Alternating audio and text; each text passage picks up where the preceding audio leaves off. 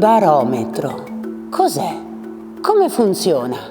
E come costruirne uno a casa? Il barometro serve a misurare la pressione atmosferica e le sue variazioni ed è un altro di quegli strumenti che ci aiuta a capire che tempo farà. Ma che cos'è la pressione atmosferica? Beh, a voi forse sembra che l'aria sia leggera, inconsistente, senza peso.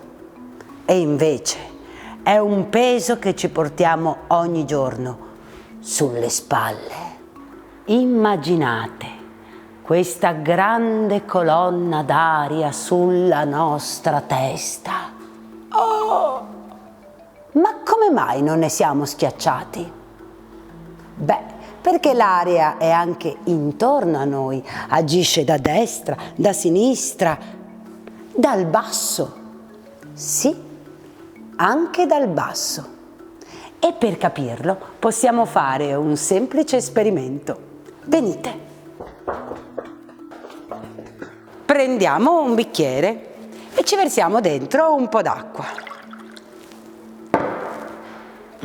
Questi esperimenti è sempre meglio farli su un lavandino o almeno metterci sotto una bacinella. Il nostro bicchiere pieno d'acqua lo tappiamo con un semplice foglietto. Giriamo, pronti? Miracolo? No. Scienza. La pressione dell'aria agisce da sotto mantenendo il foglio attaccato al bicchiere e la pressione dell'aria è addirittura più forte del peso dell'acqua. Varia se ci troviamo in montagna, dove abbiamo meno volume d'aria sulla nostra testa, ma varia anche a seconda della temperatura, perché l'aria calda è più leggera e infatti il caldo va sempre in alto. Avete notato? Ma quello che ci interessa di più è che l'aria più è umida, più è leggera. E infatti le particelle di vapore acqueo vanno a sostituire altre particelle di gas presenti nell'atmosfera che sono più pesanti del vapore acqueo stesso.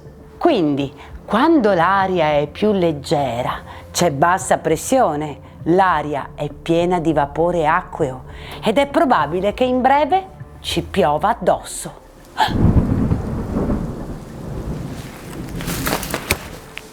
Mentre quando l'aria è più pesante, c'è alta pressione, è possibile che sarà una bella giornata di sole.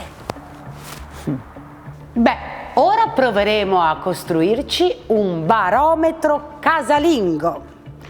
Non sarà affidabile come quello di Girolamo Venerio, lui usava un barometro a mercurio, ma oggi sappiamo che il mercurio è dannoso, per cui ne costruiremo uno più semplice, magari meno affidabile, ma assolutamente innocuo.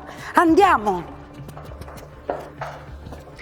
Prendiamo una brocca e un palloncino.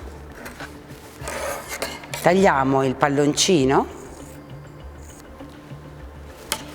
in modo da costruire una membrana che vada sull'imboccatura della nostra brocca.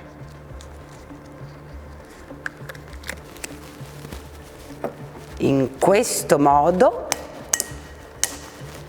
ermetico imprigioniamo dentro l'aria e qui dentro l'aria avrà sempre la stessa atmosfera. Per stare più sicuri possiamo metterci un elastico, così diventa più ermetico. Bene, a questo punto prendiamo una semplice cannuccia di plastica e tagliamo le estremità, così con una punta diventa più preciso. Questa cannuccia andrà sul nostro palloncino, sulla nostra membrana e servirà ad indicare se la membrana sia bassa perché l'aria è pesante oppure se l'aria è più leggera e quindi la nostra membrana si alzerà e la cannuccia andrà verso il basso.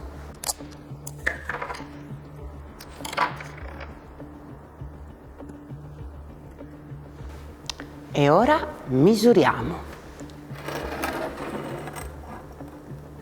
Bisogna avere un foglio di carta per fare la misurazione, potete attaccarlo su una scatola, io avevo questa bella lavagnetta. Oggi la pressione atmosferica è qui. Se c'è alta pressione, la cannuccia si alzerà qui, qui, qui, e qui vuol dire che splenderà il sole. Se invece la cannuccia si abbassa, allora in queste tacche qui vorrà dire che ci saranno le nuvole e forse pioverà. Provate a segnare la pressione ogni giorno per una settimana e vedrete come cambia. E così farete il vostro barometro casalingo.